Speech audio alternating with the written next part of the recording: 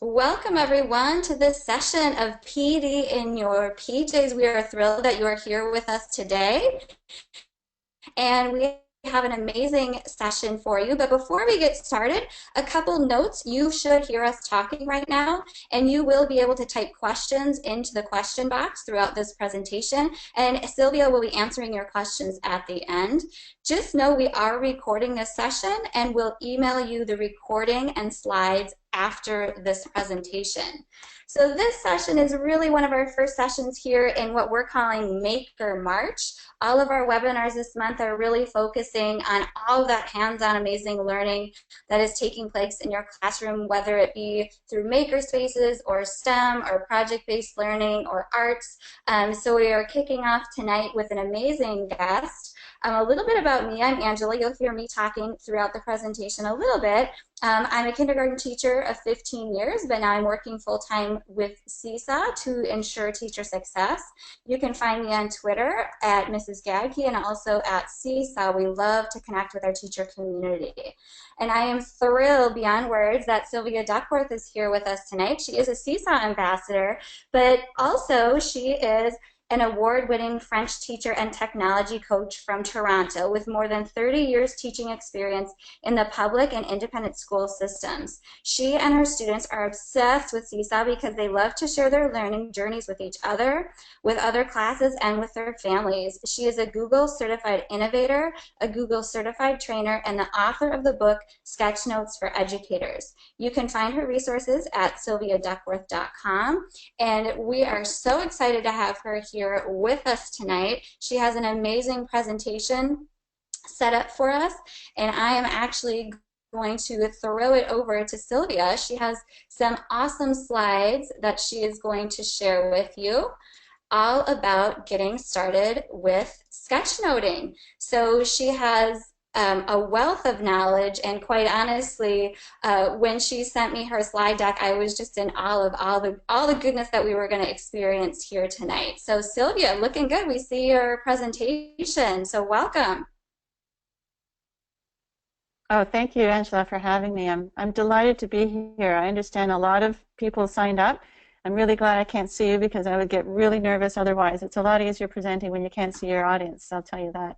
Plus, I could also wear pajamas. I understand now why you call this PD in pajamas. You can literally be in your pajamas since you don't see the screen, you don't see the people on the screen. It's awesome. So thanks for having me, Angela. Angela has mentioned already that the link to the slideshow will be available, but if you see in the first slide, there is a bit.ly link there as well. It's case sensitive. If you want to follow along, you might want to go ahead and join the presentation now, but there's no reason to because I'll be sharing my screen. There's different ways to get a hold of me. On the first screen there, I've got a Flickr account with some of my images, Google+. If you click on any of those icons, it'll take you to those spots, by the way. Twitter, there's my WordPress blog where I post lots of resources, email, and the last bit is just saying that I'm a Google certified innovator. I'm delighted to have been asked, Angela, because as your introduction stated, my students and I are obsessed with Seesaw. I did a sketch note about 10 reasons to use Seesaw, which was crowdsourced by the Seesaw community on Facebook and on Twitter. I chose the top 10 and I drew the sketch note. So I'm delighted to be able to give back to the Seesaw community. I've got so much out of the Seesaw community, so it's nice to be able to offer some of my experiences and tips for sketchnoting. I think probably a lot of you have seen the sketch note already, but let's just go through the steps. All of you are probably using Seesaw. You know how awesome it is already, but this is one of my most recent sketch notes, so I'd like to just go through all the different reasons again for using Seesaw. Number one, it's easy to use for students, teachers, and parents. Number two, it's a digital portfolio and class blog in one, and this is one of the reasons why I took to it so enthusiastically, because I've been looking for something that does exactly this, combines a digital portfolio and a class blog with all of my students' work. And when I stumbled across Seesaw, I thought, my goodness, this is it. I can do everything in this one platform. And number three, it's a one-stop place for students to showcase their work. Number four, students can choose to display their learning in many different ways. Number 5, gives students an authentic audience and opportunities for feedback. Number 6, increases family engagement and communication. Number 7, gives parents an insider view of their child's learning. Number 8, allows students to learn about digital citizenship. Number 9, allows teacher to monitor and assess student progress. And finally, number 10, it's free and so much fun. What is sketchnoting? I have different definitions for it. This is the one that really, I kind of tailored it. I found it online, but I personalized it a bit. I believe it's sketchnoting, which is purposeful doodling while listening, reading, or watching something. It's also been called visual note-taking, although there doesn't always have to be a purpose to sketchnoting. For example, this drawing here I have, I just did a bunch of kids joining hands and I wrote "On apprend ensemble." I mean, there's not a huge purpose to that. It's just something I had fun drawing, and so I drew it. So I think sketchnoting, sometimes you can just call it drawing. Sketchnoting, there are different kinds of sketchnoters. I'm going to get that later on in my presentation. There are live sketchnoters and sketchnoters like me who don't do things live, but they sketchnote later. But I'll get to that later in my presentation. I encourage all of you to check out the hashtag Doodle a Day on Twitter.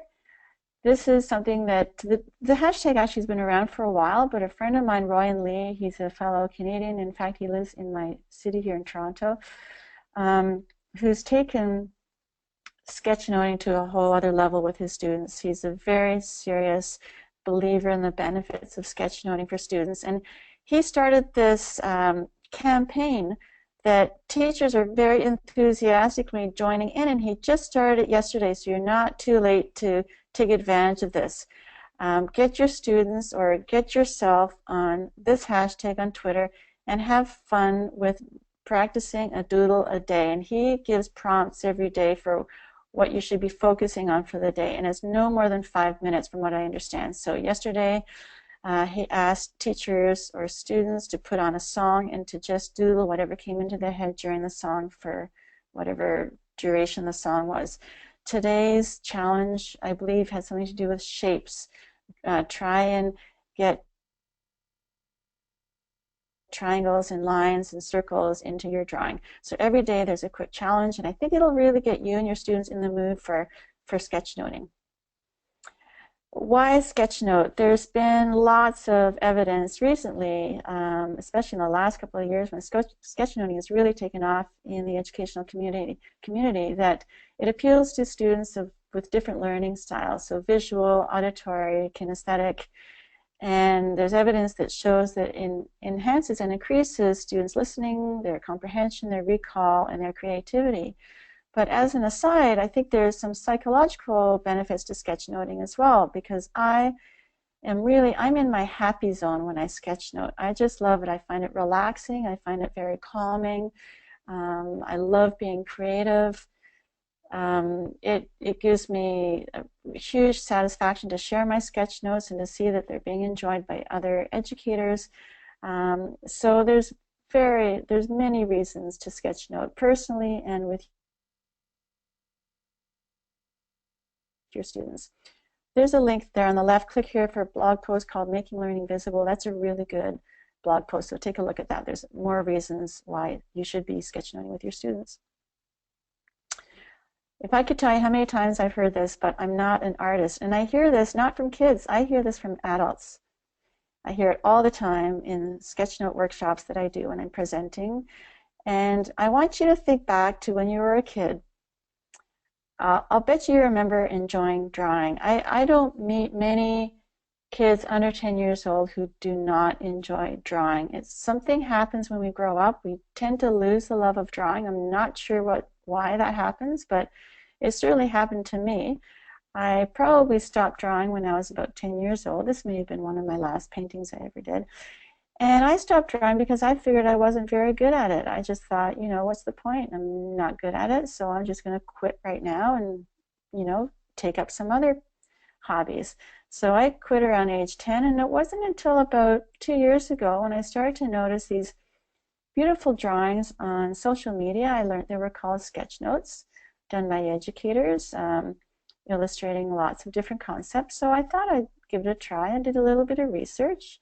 I decided to start drawing on my iPad because I love everything tech.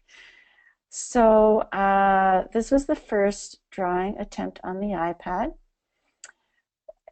I was trying to draw this, so there is quite a learning curve on the iPad. There's certain tricks I'm going to show you later on in the presentation on how to get better at drawing on the iPad, but in general, I think you can say that about just about anything you take up, guitar playing or whatever it is. Knitting, you get better with practice, and it's the same thing with drawing and with sketchnoting. When you're contemplating how to start, you know, there's analog or there's digital. There's pros and cons for each.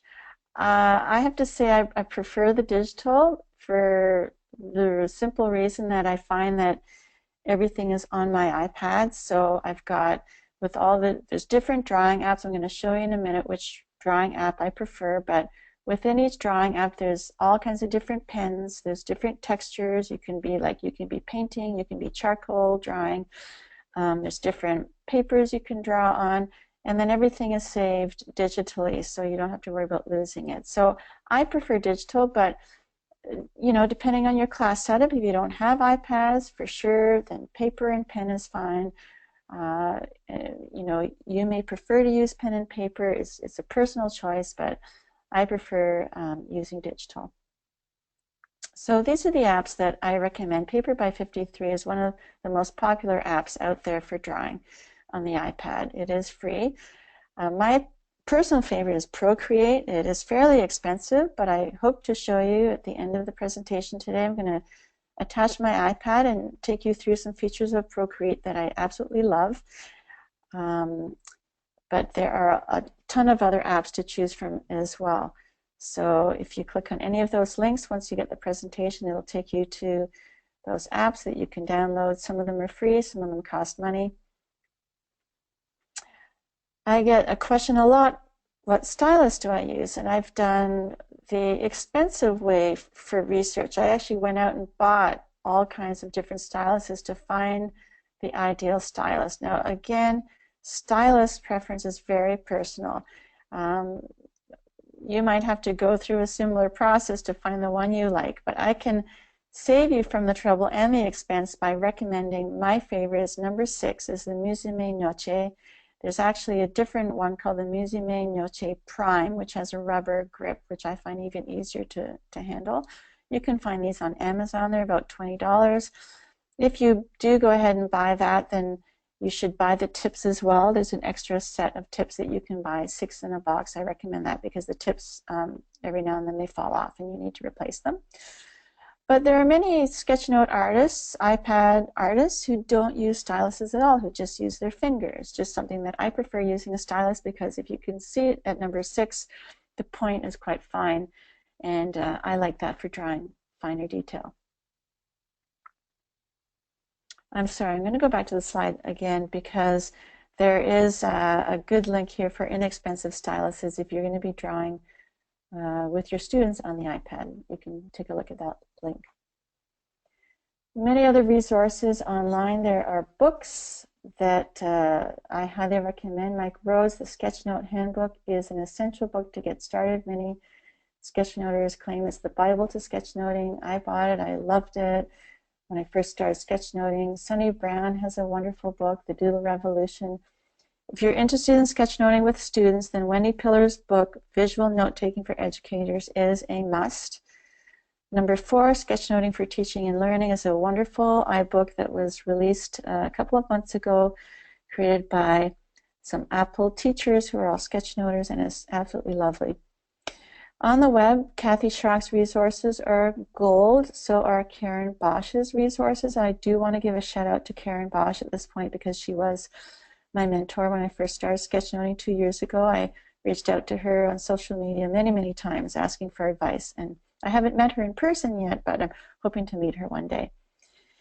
And then there's YouTube, lots of sketchnote resources on YouTube. I have started to collect some videos on YouTube, so you can click there for my YouTube playlist. This is an amazing resource. Again, if you're interested on digital sketchnotes, do check that out. It's by my friend Karen. It is free and it is absolutely fantastic. Tons and tons of tutorials there. Other places for resources, Google image search. If you search either stickmen, doodle, icons, fonts, faces, animals, sketch notes, visual notes, etc., you'll find tons and tons of images to help you with your drawing to begin with. Eventually you won't need as much help, but at the beginning you do need more help to build up your repertoire of icons. Pinterest is a great place to search for resources. If you look for sketch notes or visual notes, Flickr is also great, again, looking for sketch notes or visual notes. There's a website called the Noun Project, which is a website where you can find thousands of icons by search, which will also give you more ideas of icons to draw. And how do you practice? There are some ideas here on how to start practicing sketchnoting. You can try drawing a favorite quote. You can try drawing a blog post. Number 3, you can try drawing a joke. I love this joke on the right, by the way, how my brain works. Utterly obsessed or uninterested. That's totally me. And that is it's a cartoon. It's a drawing. I wouldn't necessarily call that a sketch note. It's a drawing, but still I love it, so I put that in there. Number 4, you could sketch note a card. Number 5, a TED Talk. Number 6, a story. Number 7, a movie plot. Number 8, you can sketch note during a staff meeting. Number 9, you can sketch note how-to instructions. And number 10, finally, a live keynote or presentation. In my class, we use a program I teach French and technology, but when I teach French, I use a program called AIM, and it's a story-based program. So my students enjoy creating sketch notes out of the stories that we've done in class. And so it's another way of doing a story retell. Instead of doing it written, they do it in a combination of written and with drawings. There are teachers doing amazing things with sketchnoting with students, so please check out all these teachers. Again, number 1 is my friend Karen Bosch. Number 2, Glenn Downey is an English teacher here in Toronto who's doing wonderful things with his high school students in his English literature class with sketch notes. A couple other links there. Number 3 is a fascinating video that you can take a look at. Number 4, my friend Roy and I talked about earlier. Please take a look at his students' sketch notes. They are so inspiring. And his blog post about how he teaches sketchnoting. Number 5, there's a sketchnoting in science class idea. And number 6, a great blog post on how to get students involved with sketch notes. This is an image I found recently online, and it just kind of looks at the different what's the word I'm looking for? Not structures, but the different concepts of the different features of sketchnoting. So first of all, there's different texts that you have to learn to use. There's different people that you have to learn how to draw, different symbols or icons. There's different connectors. There's bullets. There's different frames. And don't get freaked out. This will all come as you build up experience with sketchnoting. When I first started sketchnoting, I spent a lot of time practicing different texts. Again, look online for just search sketchnote texts, and you can practice tons and tons of text. It's a lot of fun to practice, actually. I'm sure your students will enjoy doing that as well. But the truth is that when I do a sketchnote, I really just focus on 2 different texts. I brought it down to like sort of a fancy text, and I brought it down to more of a simple text. Every now and then I'll do a block test, but I don't have a huge repertoire of texts that I use on a regular basis, but it is fun to practice texting different texts. People can be quite daunting for most beginner sketchnoters, but I wanted to show you this slide just to show you that how much you can convey with just stick people. So you can convey conversations, you can convey joy, running, jumping. Another slide here showing you walking, running, fast run, sneaking, praying. Like there's so much you can convey with just stickmen. Insofar as faces goes, you can practice drawing faces. Again, just Google faces, doodle faces to get some ideas of how you can draw many different feelings and emotions with just a few simple lines. Hairstyles, with just a few simple strokes, you can create different hairstyles. And I have fun practicing those hairstyles as well. Animals are quite easy to draw. If you take a look at this image, you can see you don't have to get complicated with your drawings. Just a bunch of, circles and squiggly lines. But by all means, practice drawing with some kind of icon in front of you if you don't have a lot of confidence with your drawing ability. It's always good to have something in front of you. Banners are important in sketch notes to draw attention to certain things, and I always start off a sketch note with a banner, and my go-to banner is the one at the top, and I'm going to show you when I touch my iPad how to draw the one on the top. It's a lot easier than it looks, but there's a few more fancier banners from one of my idols, Sasha Chua. If you Google her, you'll find tons of wonderful sketch notes that she does. Here's a great cheat sheet. If you're going to be sketchnoting with your students, I recommend you click on that link for the original, print it out, and hand it out to your students. This was created by Carol Ann McGuire, who is another wonderful educator online who does sketch notes with her students. So there's two kinds of sketchnoters. I mean, that may be a little bit too generalized. There may be sketchnoters who do both. But I categorize myself as a sketchnoter who does not enjoy sketchnoting live. I find it too much pressure. I have a hard time keeping up with whatever is going on stage. If I'm at a keynote or if I'm at a presentation, I prefer to take notes. But there are some sketchnoters who prefer to sketchnote live.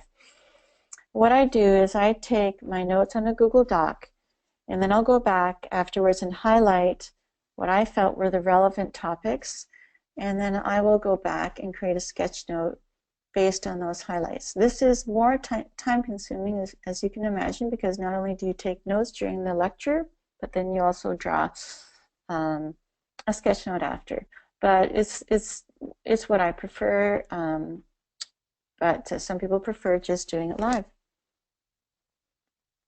You can also use Google Drawings if you want to plan out your sketch note ahead of time. So this is an example of a Google drawing I created before I actually went ahead with the sketch note on the benefits of being on the GAF train, GAF being Google Apps for Education. It's nice to add some depth to your icons and lettering by adding shading. It's kind of hard to see in this slide, but if you zoom up close, you can see there is some gray shading on the left and there's some black shading on the right, and I'm going to show you during my live demo how to do some shading. When it comes to sketchnoting, it's going to take you a while to develop a repertoire of icons that represent different things relating to education. So I've provided this slide just to give you a head start on there are some things which are difficult to draw because they're more abstract and they're hard to conceptualize visually. But if you take a look at number 1, for example, brainstorming, that's something that I've come up with to show brainstorming, just someone with a bunch of light bulbs going off in their head. That could be innovation as well, or creative thinking. Number 2, problem solving is drawing gears or puzzle pieces. Number 3, risk-taking, drawing someone on a tightrope. Number 4, student-centered learning. Number 5, innovation, genius hour, etc. Number 6, project-based learning. The heart is breaking because your students want to maybe pursue projects that break their hearts as opposed to things that they're passionate about. That's something taken straight from Angela Myers, Angela Myers' hands. Number 7, drawing a pyramid for collaboration. Number 8, thinking. I just draw someone and then turn his head on the side with his eyes looking up to show thinking. A school is tricky to draw. I'm going to show you that live in a couple of minutes. Computer, iPad, I'm going to show you that live as well. Number 12, global. If you're talking about global issues, just draw something to do with the globe. Number 13, inquiry-based learning. I draw a question mark with arrows pointing towards it. Number 14, brain-based learning, a brain with arrows. Number 15, transform. I draw a caterpillar with a butterfly. You could also um, maybe draw a, a, um, a, a bud that turns into a flower. Number 16, advocate. Number 17, choice, showing the two choices there. Number 18, support, holding someone up. Number 19, connected, networked. Number 20, grow. Again, you could draw a plant growing up into a tree. Number 29, spark or ignite, pointing to the flames. And number 22, goal. But what I love about sketchnoting is that challenge, is how do I change something from the abstract to something visual? And I have a friend, Mark Anderson, who's quite prominent on Twitter, on social media. He's from the UK. And he contacted me one day and he said, "So this is a slide I use a lot in my presentations, the one on the left, teacher confidence in the use of technology." And he said, "What can you do to create a sketch note out of that, to make it more visual?" So I created the sketch note on the right. I had a lot of fun with it. But you can see how more, I think, how more effective it is when you have a visual like that as opposed to a more impersonal graph. I think it really shows, you get the meaning across more readily when there's visual images that go with the words. So he's talking about the 4 stages of teacher confidence in the use of technology. So survival, mastery, impact, and finally innovation, taking off in a kite. Sharing on Seesaw, many, I would say most of the drawing apps do allow you to upload directly to Seesaw. So once you press the share button in the drawing app, on whatever drawing that you've just completed, the Seesaw icon will often pop up. But if it doesn't, it's just a matter of saving the image on your camera roll. So you click the Save Image, bottom left. And from there, you will open up your Seesaw app and click on the Upload file. It'll take you to your camera roll and go ahead and upload the image. Of course, if your students are analog sketchnoting, then you simply use the photo option in Seesaw and take a picture of the sketchnote. A little plug here for my book. Go ahead and order that if you're interested. It's 100 of my most popular illustrations, and with the book you get links to the downloads to all of the drawings. I've taken them off my Flickr account. If you go to my Flickr account, if you Google Sylvia Duckworth Flickr account, you can find a lot of my drawings, but I've taken the most popular ones off and put them into this book. So you get the downloads with the book where you can print them out and put them in posters in your class, and you can put them in your own presentations. You can share them with your colleagues. So that's my book. I'm really proud of it. It was just recently released by the EdTech Team Press.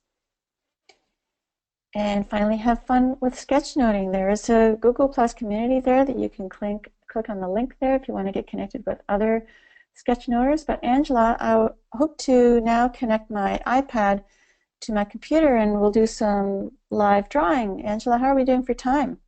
I love it. So you technically have about 2 minutes, but Sylvia, I'm very interested to see you live demo your sketchnoting here live. So if you want to hang around and see Sylvia demonstrating her process of sketchnoting, you are welcome to stick around here with us and see her do this live from her iPad tonight.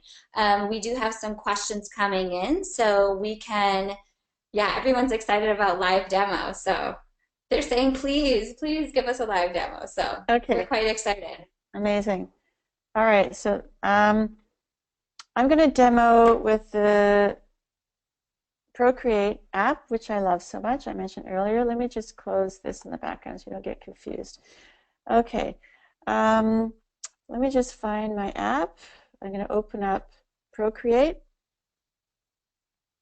And when I start a drawing, I just click on the plus sign in the top right-hand corner. There's different size canvases to choose from. I usually go with the 4x6 photo, so I'm just going to click on that. Now this is, I hope you're not trying in the back to follow along on your iPad. This might go a little bit fast for you, so I'm just going to take you a few of the features. I probably should have cleaned up my desktop ahead of time. I'm sorry, I'm not sure.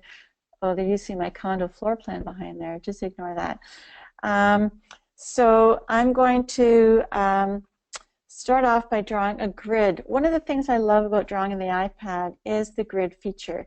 So my stylus is going to go onto the tools, which is the paint tool there, and I'm going to choose a texture brush. So I'm just going to go slightly to the right where it says textures, and it does default to the grid, and so that gives me a nice background. I'm going to do the grid in a light gray color, so I'm just going to click on the colors on the top right hand corner and click on the light gray. I've got a number of colors already on my palette. When you open up the app for the first time, you will not have all those colors. You'll have to create your own palettes.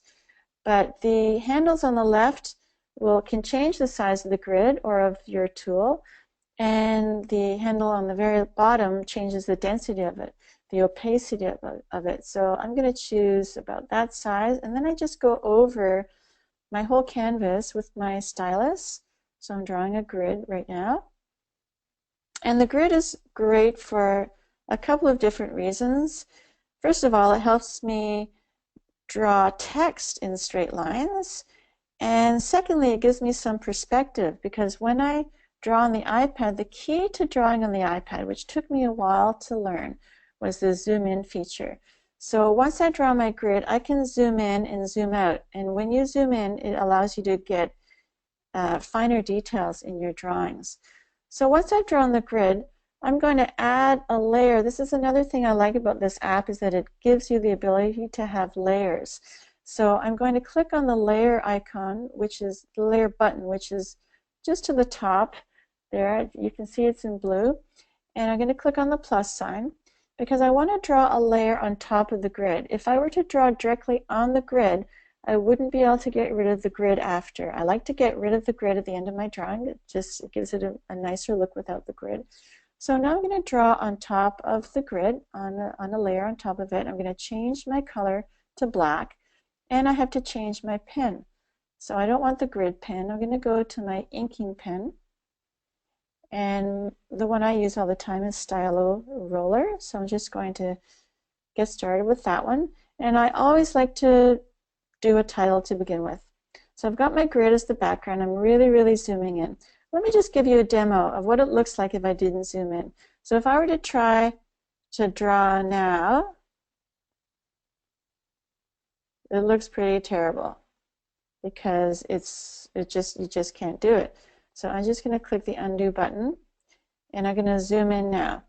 So I'm going to zoom right in, and this gives you the ability to do a much better job with your printing. So I'm just going, this is my fancy print. I told you I have two prints. I have a fancy print and I have a not so fancy print. So this is my fancy print, and it's not very difficult.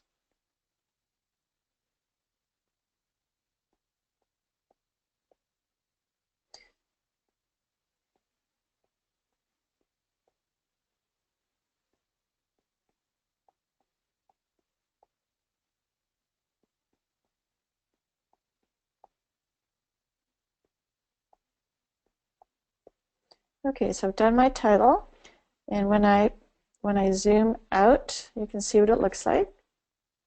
Well, what I love about this app now is the ability to move this around. So if I click on the arrow on the top left-hand corner, I can move this around to wherever I want on my canvas. I can make it also bigger, or I could make it smaller. So there's not a lot of drawing apps that allow you to do that. So this is one of the reasons why I love Procreate so much. I'm going to draw now the banner underneath it. So I'm going to actually I'm going to add a layer underneath what I just did. So I'm going to click on the layer number 1, which is where the grid is. Then I'm going to click on the plus sign to add a layer in between, and I'm going to draw my banner directly behind it. And this is how you do a fancy banner. I used to do banners just like that, which was fine. But then I looked a little bit closer at some of the banners that some other sketchnoters were doing, and I went, okay, that's not too hard. I think I can manage that. So I start off 2/3 of the way up. I go across,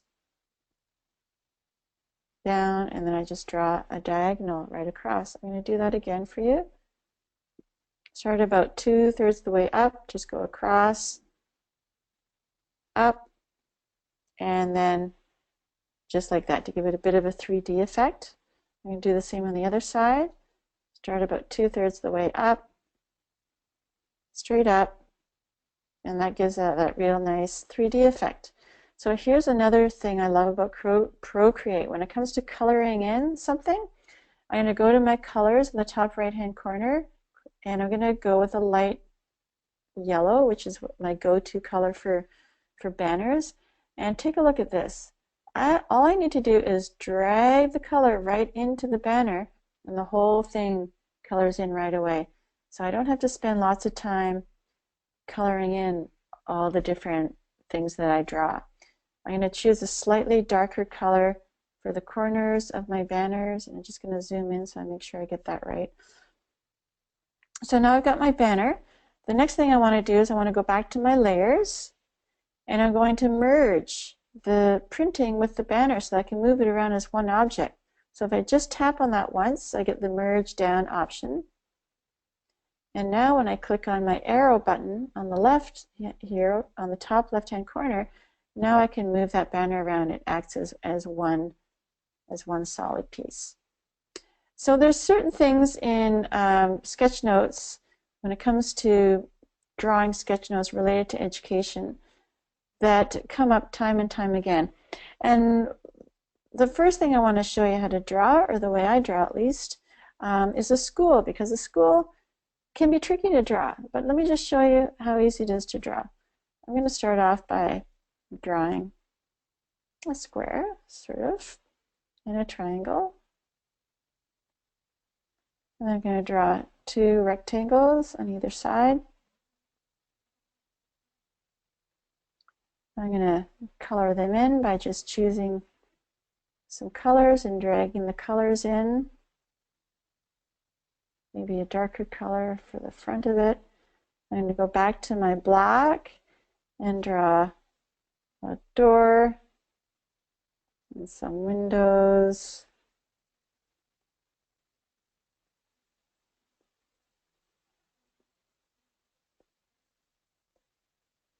And a school, every school has a flag in front of it. So let's just draw a big flag and pull some color into there. So that's how I do my school. If I want to now change the position of the school, if I had not added another layer, I could have added another layer and it would have been independent, and I could have just clicked the arrow and changed the position of school. But because it's on the same layer as the banner, if I wanted to change it now, if I click on the arrow, it does that. So that's not going to work for me if I want to change the position of the school.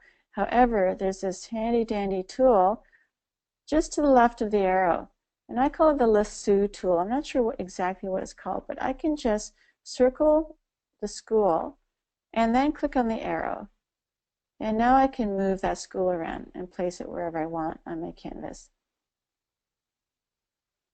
Okay, so that's one thing that comes a lot in drawings. The other thing is a computer. How do I draw a computer? Oops, let's get rid of that. I just go, I do a big square, another square around it.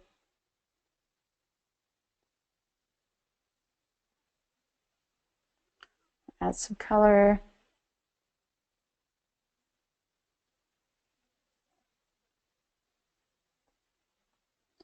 And then I draw a keypad just like this. So like I said, as your experience with sketchnoting increases, you will get better at drawing these icons. So it'll take you a while to build a repertoire of icons, but after a while, you won't have to look anywhere to draw them. You'll know how to draw them. The other one I draw a lot is an iPad. So my iPad is just like that. And then I'll just add some color. Let's see.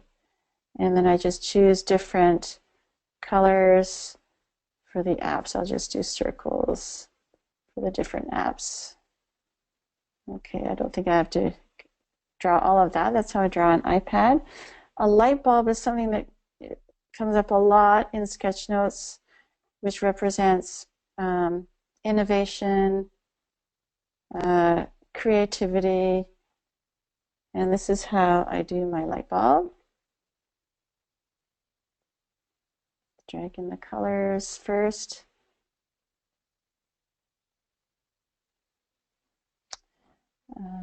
Sorry, I forgot to turn off notifications on my iPad. Sorry about that. Here we go. That's a light bulb. Light bulb can represent a lot of things: innovation, ideas, creativity. The other thing I draw a lot is the brain. So brain can represent thinking, growth mindset, reflection, and this is how I do a brain. Notice how I'm always zooming in, and see why I like the grid is because it gives me some perspective. If the grid wasn't there, if I were to, I'm going to go over to my layers now and just turn the grid off. If the grid wasn't there, I don't have a good perspective. I don't know now when I'm zooming in and zooming out. So it's always good to have a grid when you're drawing on the iPad. So I'm going to bring the grid back. And this is how I do a brain.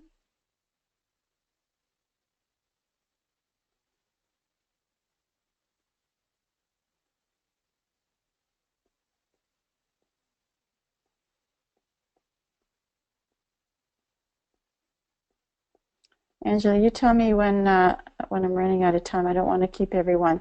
I just have a couple more things I want to draw. Are we good for time? That's wonderful.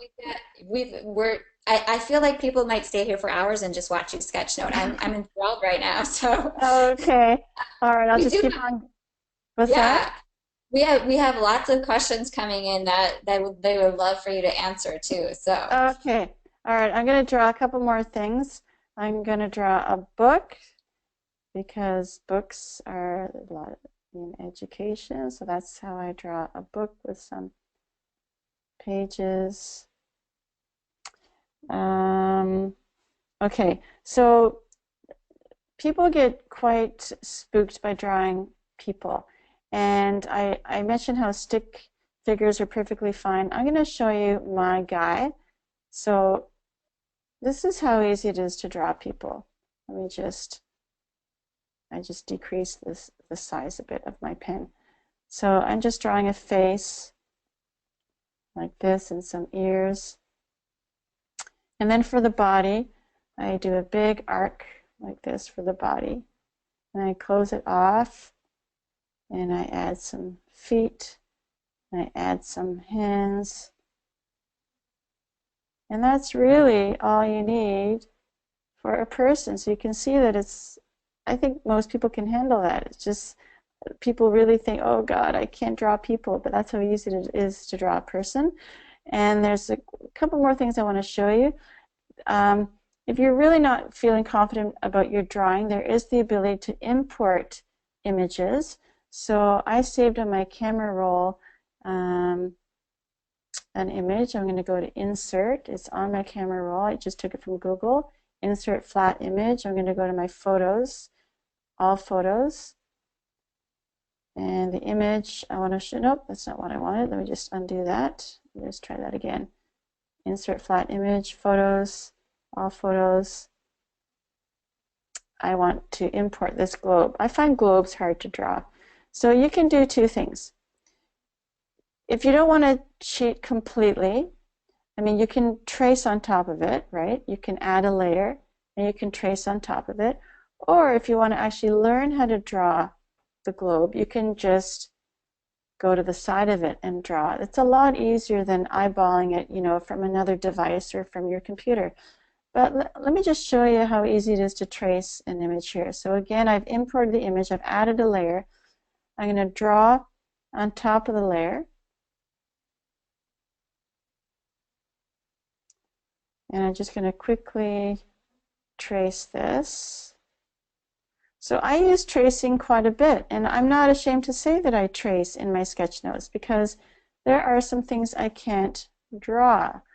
I'm not good at drawing globes, and I'm not good at drawing handshakes. Handshakes is really hard to draw. So I will trace sometimes images that I'm not able to draw. And just filling it. Oh, did you see what I did there? I'm sorry, I did that kind of fast. I did some color matching. So you can just put your pen, your stylus, right on top of the color you're trying to match, and the app will match that color, and then you just drag it in. So I'm trying to color match the blue now, and I'm just going to drag that in. So I think that's done. I'm going to go back to my layers, and I'm going to I can hide the original layer, or I can just delete it by swiping to the left and deleting it. And it looks like I've forgotten one part here.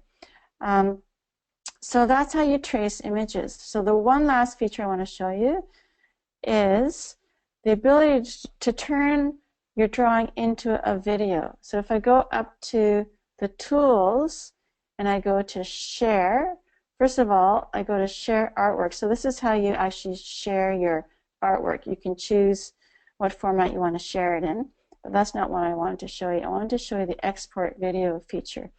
So right now it's exporting an entire video. I'm going to click Save Video. And this is the video. This is exactly what I just drew. And you don't have to set it up ahead of time. So that when I go to my camera roll now, it's been saved as a video and you can play it from beginning to end. So just take a look at what it looks like, which is a really neat feature. So you can, it goes pretty fast, but you can put it into iMovie, you can slow it down and add voice to it. But there is a feature that I just recently discovered in Procreate, which is even better. And once I get my app open again, I can show that to you. That's my camera roll. Just a second. Here we go. So I can actually, before I begin my drawing, if I were to hit the tool, the wrench, and I go to video, I can go start screen capture, and it'll capture everything I've drawn, and it'll record my voice as well in live time. It doesn't go fast. It's the same pace as you're drawing. If you click on record screen and camera, it'll give a little picture of you narrating in the bottom left-hand corner. So this is a really neat feature of Procreate as well. It's a relatively new feature, and I've just discovered it. I haven't played too much with it, but I think it's a great way for your students to display their learning as well. And I think, Angela, I think that's the end of my presentation. I'd love to hear some questions. Yeah, we have all sorts of questions coming in. Great. So I think one of the big questions coming in is how do you start with students? And someone was asking specifically, they work with really young students as young as kindergarten. What are your best tips for starting sketchnoting with your students? I would just encourage them to doodle. It's hard for teachers to get their heads around this because we tend to think that kids who doodle aren't paying attention, and it's a whole different mindset that students who doodle actually are benefiting from the doodling. So I would just encourage doodling at any chance you can in the class. Please follow that hashtag doodle a day. I think you'll get inspired. There's kids of all ages doing doodling, and I think it's a good introduction to sketchnoting. And Sylvia, too, a question from Cherish. She's wondering, how do you have a notebook that students use if you're doing analog? Do they have a special notebook, or do they do paper? Or how, if they're not going to do digital, what do you suggest? I can't answer that, I'm afraid, because we do our drawing on the iPad. So I'm going to have to defer that question to someone who actually uses paper with their students. I would suggest they get in touch with Karen Bosch or one of the other amazing teachers I mentioned in the presentation who does sketchnoting with students. Roy and Lee, his students all sketchnote on paper. And other questions regarding, yeah, lots of questions. How do I get started with my students? Can you give us an example, Sylvia, of, in your classroom, you're working with students in 3rd through 6th grade. What's an example of something that they might sketchnote? Yeah, well, I teach French and technology, and I only see my technology students once every 8 days, so we don't do sketchnoting. But in my French class, I have done sketchnoting in the past, where, like I said, I use a program which is story-based. So I've had my students retell the stories in sketchnotes. That's the extent of my sketchnoting with my students. I don't do a whole lot of sketchnoting with them, because I don't see them a lot. I only see them 40 minutes a day, and I like to maximize the time with them with French oral activities as opposed to drawing or written. But that is how I've used it in the past. Fabulous.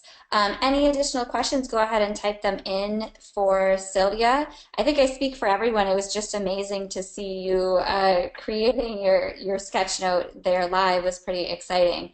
And I think too, for people watching, and obviously Sylvia was demonstrating with an app that is pretty sophisticated in how she's working with it. So I think in terms of other apps she talked about at the beginning as well. She has a whole list of favorites specific to sketchnoting, but I think, thinking about too how you're including Seesaw in this discussion, you could have students even just starting with the drawing tools right in Seesaw to get started very simply, or again, creating those analog sketch notes and then capturing them with photos as well to share them. So yep, Mhm. be thinking about those things as well too, if as you're getting going with sketchnoting. So Mhm. um, so Margie's just sharing that she did sketchnoting with her second graders this week about force and motion, and they loved it. Showed them some examples and then set them free, and they took over. So that's exciting.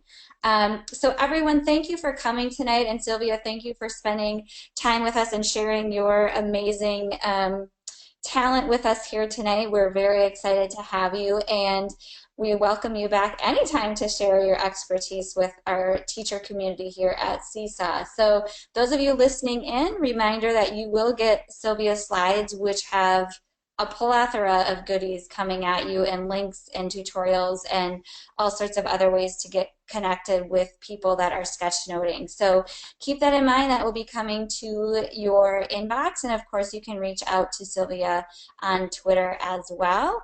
So thanks, Sylvia, for coming tonight. Thanks for having me, Angela. It was a lot of fun. Thank you for all of you for listening. It was a real pleasure to be here.